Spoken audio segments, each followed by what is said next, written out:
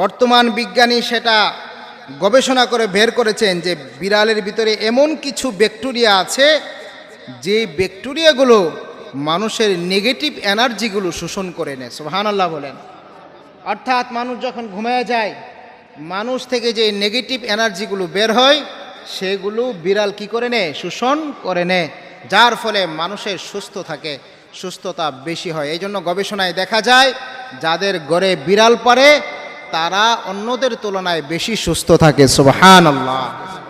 যেই ঘরে বিড়াল থাকবে সেই ঘরে জিনের উৎপত্তি থাকবে না। কথাটা কি বুঝতে পেরেছেন? বিড়ালের আরেকটা উপকারী হলো, যে ব্যক্তি বিড়াল লালন পালন করবে তার একাকিত্ব দূর হয়ে যাবে, কারণ বিড়াল এমন একটা প্রাণী যে মানুষের সাথে খেলাধুলা করে। সুবহানাল্লাহ। বিড়ালের আরেকটা উপকার হলো কি, বর্তমান বিজ্ঞান সেটা বের করেছে যে বাচ্চা, যে সমস্ত বাচ্চারা অসুস্থ আছে, প্রতিবন্ধী বাচ্চা আছে,